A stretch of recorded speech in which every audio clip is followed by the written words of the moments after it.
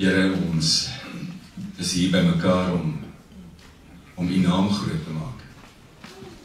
Ons is hier by mekaar omdat ons dankbaar is en omdat ons geloof dat ons reg hierdie week uitleef, ook saam wil bely. Dankie Here dat ons die voorreg het om by mekaar te kom. Dankie vir elke oomblik wat ons kan bely dat U Vader ons geskep het, U Seun vir ons gesterf het en U Heilige Gees in ons harte woon en met ons werk. Aan U kom toe alle eer. Amen. Ons is besig met daai tyd van die jaar tussen die geboorte van Jesus en dan ook die Paastyd wat op pad is, die sterwe en die opstanding van Jesus. Om te gesels wat Jesus gedoen het, en waar hy gaan stil staan het en wat ons geleer het terwyl hy op aarde was. En gewoonlik die tyd van die jaar staan bekend as Epifanie. Dit beteken verskyning. Wat het gebeur toe God mens geword? Want as jy wil weet wat God doen of sou doen as hy 'n mens is en hoe God sou optree, kyk na Jesus. Johannes 1 sê die woord het mens geword en onder ons kom woon en ons het sy heerlikheid gesien. So ons is besig met die reis. Een van die dae, die eerste naweek in Maart, is die eerste lydensweek. Dan kom hierdie mens agter, die tyd het uitgeloop. Ek is op pad na 'n oomblik wat alles vir almal gaan verander. Maar tot by daai oomblik het hy op vreemde plekke, op vreemde maniere mense se lewens geraak. Hierdie gedeelte wat ons vandag gaan saam lees uit Matteus 15, tref jy ook aan in Markus 7, dieselfde gedeelte. Albei van hulle skryf daaroor. Oor 'n vrou wat geweet het hoe almal van ons voel. Op 'n sekere manier kon jy haar pad beskryf as 'n onbeantwoorde gebed. Of iets wat nie dadelik gebeur het, soos wat sy wil hê dit moes gebeur. Kom ons lees saam uit Matteus 15. Ek lees uit die 83 vertaling en ek lees vanaf vers 21. Jesus het daarvandaan weggegaan en na die streke van Tyrus en Sidon toe vertrek. 'n Kanaanitiese vrou wat in daardie gebied gewoon het onverwags by hom aangekom. Sy het aanhoudend geroep: "Ontferm U oor my, Here, seun van Dawid. My dogter is in die mag van 'n bose gees en dit gaan sleg." Maar hy het daar niks geantwoord nie. Sy disippels kom toe by hom en vra: "Stuur haar weg, want sy hou aan met skreeu hier agter ons." Jesus antwoord: "Ek is net na die verlore skape van die volk Israel toegestuur." Maar die vrou kom kniel voor hom en sê: "Here, help my." Hy sê vir haar: "Dit is nie mooi om die kinders se brood te vat en vir die hondjies te gooi nie." "Dit is waar, Here," sê sy. "Maar die hondjies eet darm van die krummels wat van hulle baas se tafels afval." "Mevrou," sê Jesus vir haar, "jou geloof is groot. Jou wens word vervul." Van daardie oomblik af was die dogter gesond. Ons lees vandag net tot hier. Ek wil saam met jou stil raak en ek wil ook die geleentheid gebruik om onder gebed dat ons die voorreg het om ons geloof saam te bely.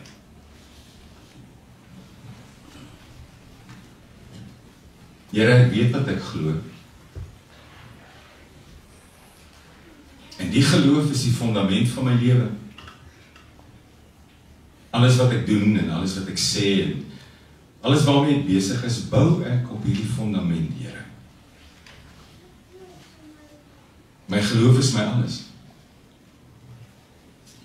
Maar soms vergeet ek weer eens om net vir 'n oomblik klein en nederig en stil te raak voor U grootheid. En dis wat ek vanoggend wil doen, Here. Daarom wil ek my geloof bely in U drie-enige God. U die Vader wat alles gemaak het. Wat van die begin af, en ons lees daarvan in Genesis, met die mens 'n pad wou stap. Wat van die begin af wou hy, die mens moes deel aan sy skepping, aan die oorvloed en die voorsienigheid daarvan. Toe alles skeefloop, want ons het pad gevat. Toe kom U, Jesus. En U word gestuur, ontvang deur die Heilige Gees, gebore uit 'n maagd. En die pad op aarde vir my was nie altyd 'n maklike pad nie. Dit sien ek ook weer vanoggend. Jy was baie keer geskel en baie keer verstoot. Uiteindelik word U onskuldig, skuldig bevind. Gaan hang in 'n kruis, op die bloedigste manier, word as 'n dooie liggaam afgehaal en begrawe. Maar na 3 dae bring U 'n wonderlike boodskap. My lewe het verander toe U die dood oorwin. My lewe het 'n ewigheid bygekry toe die dood verslag is. U het opgevaar aan die regterhand van God gaan sit, ook met woorde wat sê, ek kom weer terug, wees gereed, wees voorberei. In die plek het U gestuur, U Heilige Gees. En ek is vandag die mens wat kan getuig hoe hierdie Heilige Gees met my werk. Somtyds met 'n gedagte wat my te binne skiet, somtyds met 'n gevoel wat ek het. Somtyds met die sameloop van omstandighede. Here, as ek U ken en dien, is daar nie iets soos toevallig nie, Here. Alles netjies uitgewerk. Met U Heilige Gees wat my rig en lei en leer en toerus. Geloof in my werk, geloof in my sterk maak, wat my baie keer moet troos.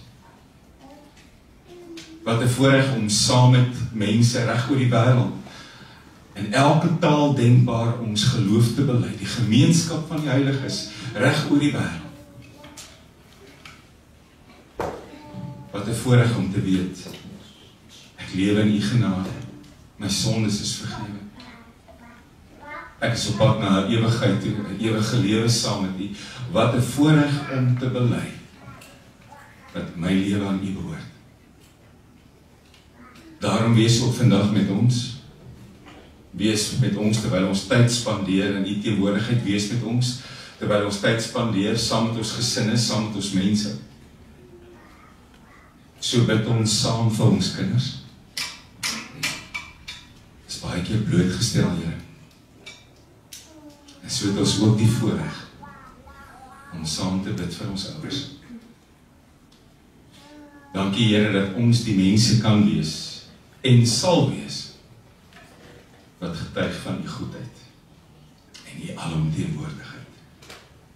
Vir U is alles moontlik, Here. Hoeveel keer het ek dit nie al gesien?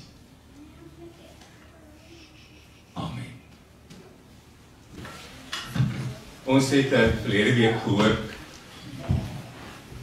dat Jesus ook baie keer die behoefte gehad het om net so 'n bietjie weg te breek, teen 'n berg op te gaan, stil te word saam met sy Vader.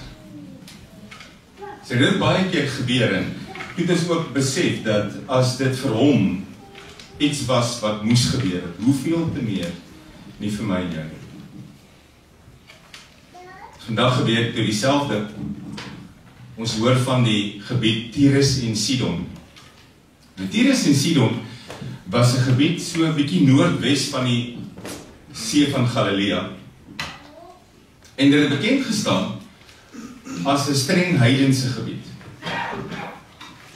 Die Jode het gesê, lang terug het die gebied aan hulle behoort. En die heidene het dit oorgevat en daar gaan bly en die Jode wat nog oorgebly het daar, het toe nou 'n later pad gevat, sodat hierdie gebied eintlik volledig 'n heidense gebied was. Jy het nie daar gekom. As Jood het jy eintlik niks daar verloor nie. Soos Jesus na Tyrus en Sidon gaan, is dit so bietjie met 'n rede. Ek dink hy wil so bietjie wegbreek van die Jode. So pas as jy die voorafgaande gedeelte lees, was die Fariseërs weer goed besig met hom. Ek dink op hierdie oomblik wou hy net wegbreek na 'n plek toe waar jy nie 'n Jood in sig gaan kry nie.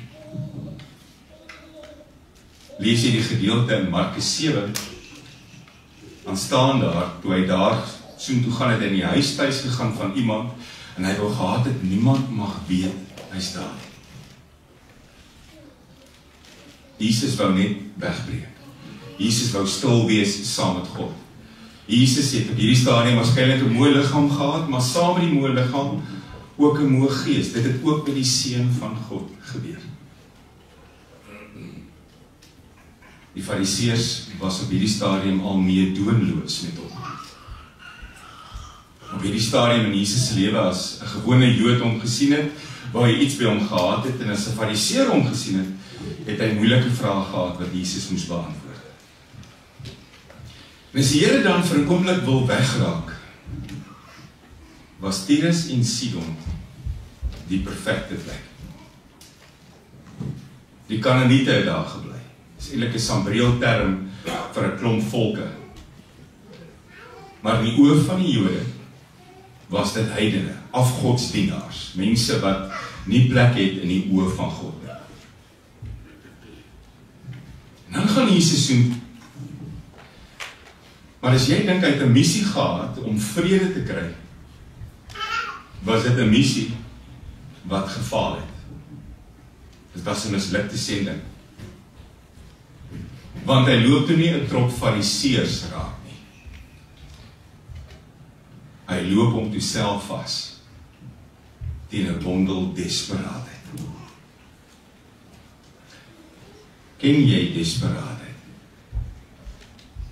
As iemand desperaat is, weet jy wat hierdie persoon sal doen om te kry wat hulle wil hê. As iemand desperaat is, weet jy dat daar geen grense is wat hulle nie sal oorskry nie. Die dag loop hy om teen 'n desperate ma vas. En hulle is nog erger as enige iemand anders wat desperaat is. Ken jy 'n desperate ma? Veral as haar kind siek is. Die vrou is naamloos. Jy kan haar beskryf as een van hulle. Die Jode was lief daarvoor om te praat van ons en hulle. Ons hou vandag nog daarvan om partykeer hierdie mure te bou. Ons hou daarvan om te praat van ons en hulle. Ons en hulle beteken ek behoort en jy behoort nie. Ek is welkom, jy is nie welkom. Baie mense kan nie funksioneer sonder om nie te praat van ons en hulle nie. Nou Matteus sê sy was 'n Kanaaniet. Markus gaan bietjie verder, hy sê sy was van Siro-Fenisiese afkoms. Al wat ons weet, sy was nie welkom nie. Sy was 'n vyand van die Jood, en die Jood het ook die manier gehad om hierdie Kanaaniete honde te noem. Dit was hulle term vir hierdie mense. As die Jode van 'n hond gepraat het, het jy geweet, hy praat van 'n Kanaaniet, hy praat waarskynlik van iemand wat daar in Tyrus en Sidon bly. En nou praat ons nie van 'n oulike hondjie, ons praat nie van Fluffy of Wagter of Milo nie. Ons praat van honde wat dikwels wild was, wat mense kon verskeer het, dat hulle in groot groepe rondbeweeg. Wilde hongerhonde, wat partykeer om ashope iewers net iets gesoek het. Wilde honde wat eintlik gestink het en gevrot het, wat soos aasvoëls oor vleis beklei het wat weggegooi was. Honde met 'n vrot, desperate reuk om hulle. Dis soos die Kanaaniete beskryf was. Afgodsdienaars, mense ver weg van die lewende God af, onrein mense, mense aan wie jy nie vat nie, en met wie jy nie praat nie, opregte sondaars. Honde. Veral die rabbies het daarvan gehou om hierdie mense honde te noem. As hulle besig was met hulle preke, kon hulle vinnig 'n paar ouens sê meer opruim teenoor die honde. Moet asseblief nie met die honde meng nie. En as jy ook onrein. Nou kom hierdie hond aangestap. En sy is desperaat. Daar's 'n rede. My dogter is in die kloue van 'n bose gees, van 'n demoon. En die ding werk my kind se gal vir haar. Al wat die vrou sê, dit gaan sleg. Die teks sê niks verder nie. Het sê nie hoe lank hierdie kind al daaraan ly nie. Het sê nie wat met hierdie kind gebeur nie. Het sê nie wat die simptome is nie. Al wat hierdie vrou sê, dit gaan sleg. Sy beweeg nader. En sy sê, Here, ontferm U oor my. Seun van Dawid, ontferm U oor my. Gewoonlik het Kanaaniete hulle afstand gehou. Jy het 'n Jood net genader as jy met hom wil beklei. En hier kom die mens met alles wat teen haar tel, alles. Haar herkoms, haar wortels, haar nasionaliteit, haar etnisiteit, haar godsdienst, haar kultuur, selfs haar geslag tel teen haar. Want as vrou het jy nooit 'n man in die openbaar genader nie, veral nie 'n heiden met 'n Jood nie. Die Samaritaanse vrou het al vir Jesus gesê by die put. Veral 'n rabbi het jy nooit in die openbaar genader nie. Maar die ma is desperaat. En sy plaas al haar hoop op hierdie vreemde rabbi. Sy moes al iewers gehoor het dat hy deernis het met mense wat stikkend is, dat hy deernis het met mense wat in 'n doodloopstraat kom. Maak nie saak waar jy vandaan kom nie. Want op ander plek in die Bybel hoor 'n mens, in Tyrus en Sidon was daar ook al mense wat van Jesus gehoor het. En nou kom sy al, is die wonderwerker in hulle omgewing, is die hoop maar skraap. Want al was hierdie rabbi anders, hy het skares getrek, hy het nie mense weggestoot nie, hy het hulle getrek. Al was hy anders as ander mense, was hy maar nog steeds 'n rabbi. En rabbies was die mense wat gesê het, Kanaaniete is honde, geen kontak met hulle nie. Maar dan waag sy dit nader. Ontferm U oor my. Eleo is die woord. Hê genade met my. Hê deernis met my. Hê medelee met my. Wees jammer vir my. Staan stil by my. Akkommodeer my. Luister na my. Weet jy wat? As jy die evangelie lees, dan kom jy agter, oomblikke soos hierdie, smeekbede, hulpkrete, dit was Jesus se kos. Hy het op hierdie goed gefloreer. Die oomblik as iemand hom gestop het met 'n hulp en 'n kreet en nood, al het dit 'n tydjie gevat, dit is wat hom aan die gang gehou het. Dis wat hom anders gemaak het. Wel, die dag tree hy anders op. Hy word die Jesus wat ongemaklik is om van te hoor. Hy word die Jesus wat ek nie wil hê aan die ander kant van my gebed moet sit nie. Hy word die Jesus wat haar ignoreer. Hy word die Jesus wat in moderne taal sy sonbril op sit, ander kant toe kyk en maak asof hy haar nie hoor nie. Hy word die Jesus wat die disippels baie keer wou hê hy moes wees. En baie keer was hulle iewers hier op pad, en dan is daar al blinde langs die pad, of daar is 'n stomelaatses, en dan skreeu hulle, dan gaan hulle kere, en dan gaan staan die Here, al het hulle 'n afspraak, hulle is hulle op pad, en dit het die disippels dikwels omgekrap en gefrustreer. Hoekom stop u by mense wat dit nie werd is nie? So die dag toe die vrou daar op laafstorm en sy bly aan mekaar sê, ontferm nie oor my, en hy ignoreer haar, toe word hy uiteindelik die Jesus, wat die disippels wou hê, hy moes wees.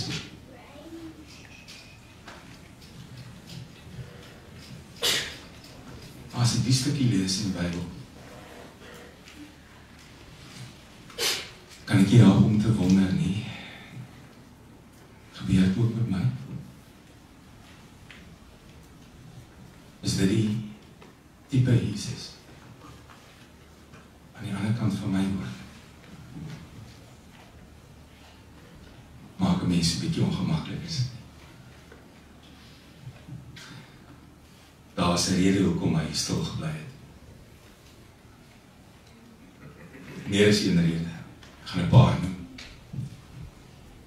Daar's 'n paar redes hoekom hy geweier het om op daai oomblik met hierdie vrou te praat. Eerste rede, en dis wat baie mense sê tot vandag, hierdie vrou was te vroeg. Hierdie vrou was te vroeg, nou praat ons nie van horlosietyd daai dag nie. Want die woord van God het mens geword en onder ons kom woon en ons heerlikheid gesien, maar toe Jesus uiteindelik praat, na 'n hele rukkie, en ons gaan net nou daarby kom, toe sê hy vir haar, ek is gestuur net na die verlore skape van Israel.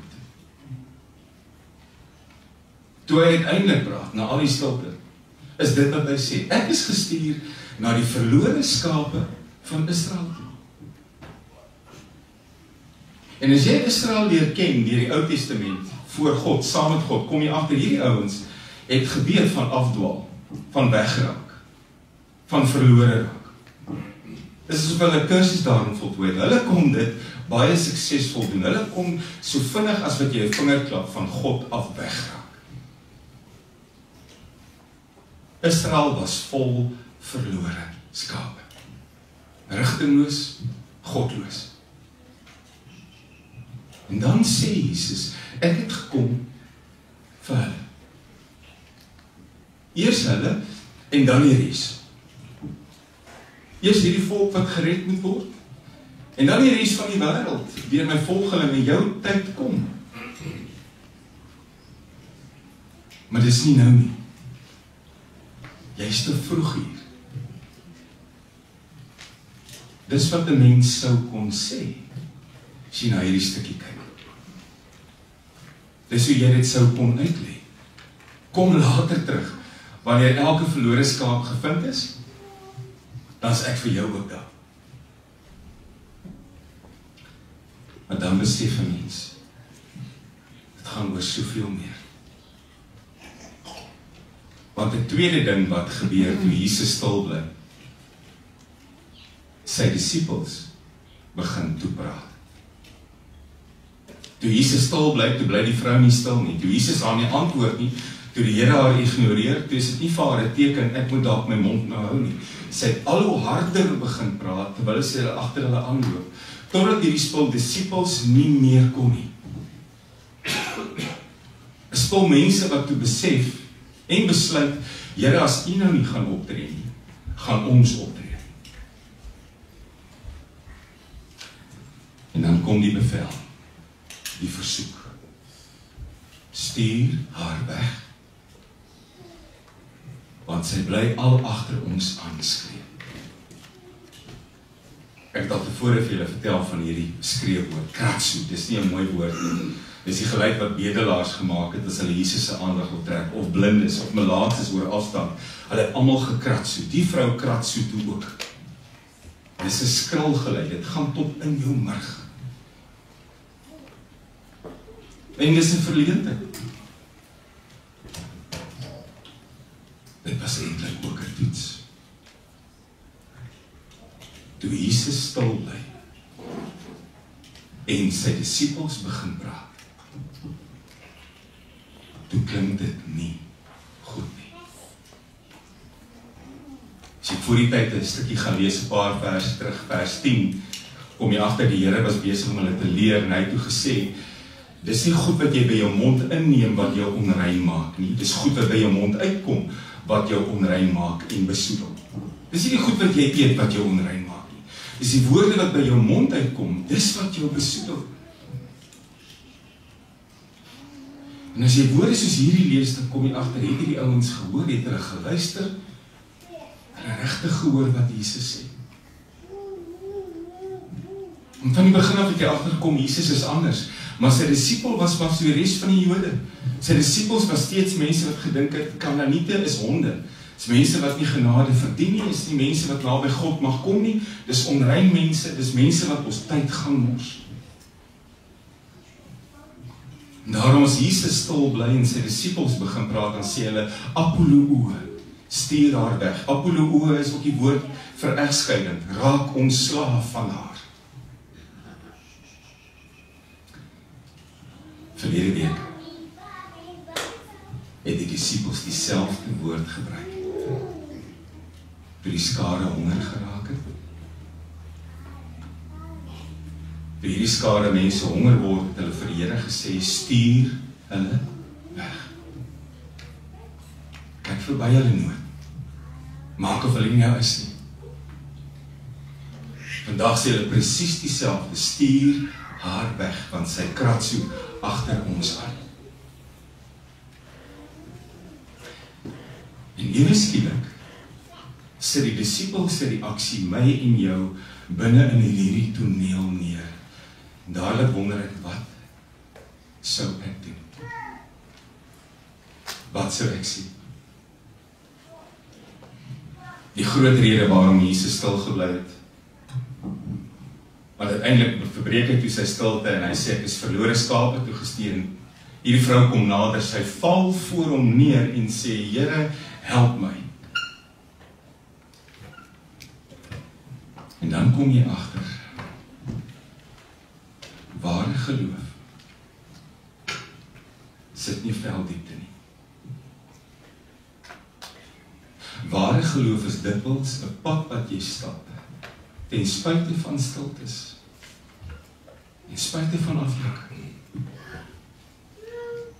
Op hierdie oomblik kom jy agter, hierdie vrou weet, sy woord het krag. Hierdie vrou weet, sy aanraking verander alles. Hierdie vrou weet, dit waarin Jesus vat, wat onrein is, word rein. Sy weet. Jy kom ook agter, sy weet, hy is die ware Messias. Want sy spreek hom aan as Jesus, seun van Dawid. Dit was Messias taal. As jy van die seun van Dawid gepraat het, het jy gepraat van die een waarvoor mense al eeue wag. Baie Jode op hierdie stadium nog gewonder, is hy die seun van Dawid? Is hy die nuwe Messias? Hierdie vrou kom en sy noem hom dit. Sy spreek hom aan as die enigste een wat moes kom. En haar pleidooi is vir genade. Genade is nooit 'n ruiltransaksie nie. Genade is nooit, u gee dit en ek gee dat nie. Genade is wanneer mense sê, Here, ek het niks om terug te gee nie. Ek het niks in ruil nie. Ons staan nie op gelyke grond nie, ek is soveel laer as u. Ek is soveel minder as u. Ek het niks waarom ek geregtig is nie. Ek het geen aanspraak om te maak nie. Genade is, gee my iets wat ek nie verdien nie, Here. Dis wat genade is. En dan kom Jesus en hy sê, dis nie mooi om die kinders se brood te vat en vir die hondjies te gee. Hoor jy die sagter vorm? Hy wil duidelik maak, hy weet wat mense van mekaar sê, hy ken die beeld. Maar ek leer dit anders in soos wat net hy kan. En dis waar. Jy vat nie kinders se kos en jy gee dit vir hom nie. Kinders moet kos kry. Kinders moet gevoed word. Die verlore skape moet kos kry. Maar hy gee eintlik vir haar 'n uitnodiging. En sy vat dit. Sy klim pens en pootjies in sy beeldspraak. Ek weet, Here, sê sy. Ek weet jy vat nie kinders se kos en jy gee dit nie, maar hierdie hondjies sal tevrede wees met die krummels van die tafel.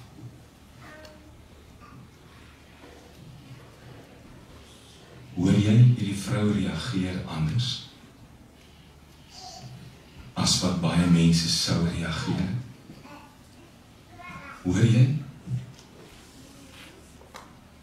Ewe skielik hoor 'n mens iets wat jy maklik kan misluister.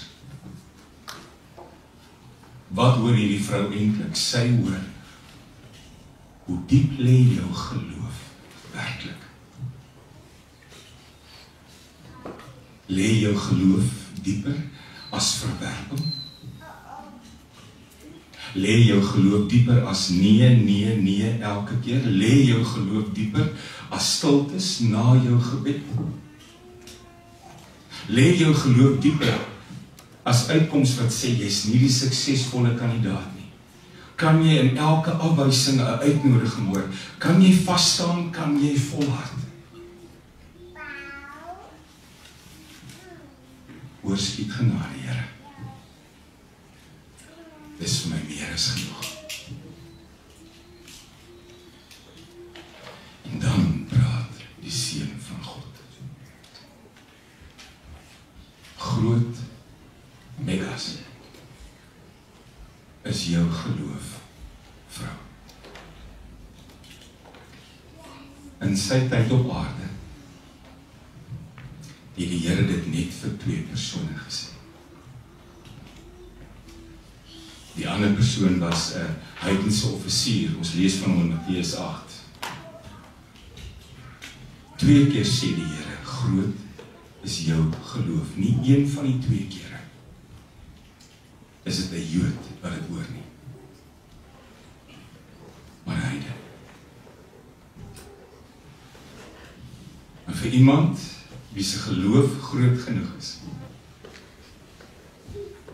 is krummel genade meer as genoeg. Wat gebeur? Haar dogter word genees. Soms so oor 'n afstand.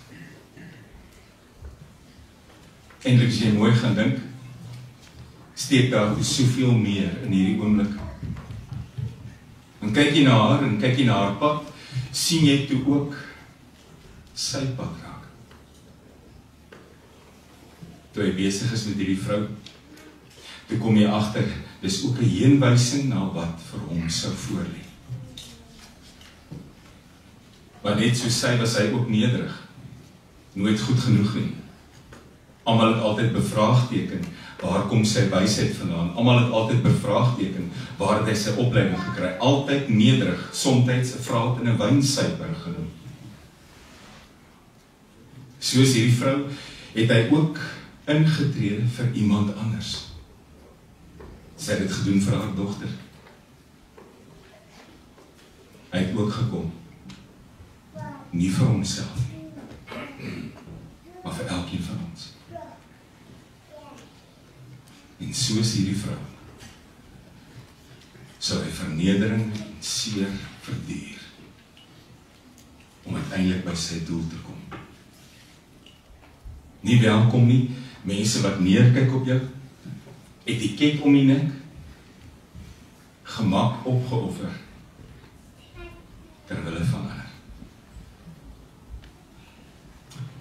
Ek sluit af op 'n stadium en Paulus geskryf, dieselfde gesindheid moet julle in julle wees, wat daar in Jesus was, lank voordat Paulus hierdie woorde neergeskryf het.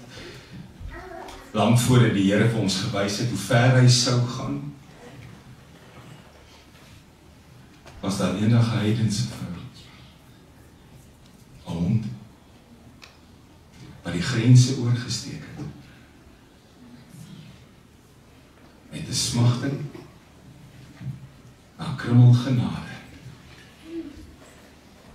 omdat groot geloof haar volgelê. Dis wat hy die dag gesien het.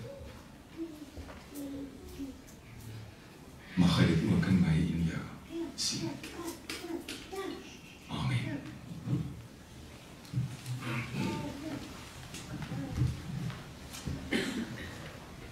Ek bid ook tot die Here.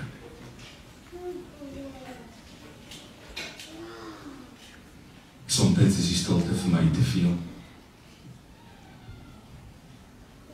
Soms wonder ek, hoor jy my?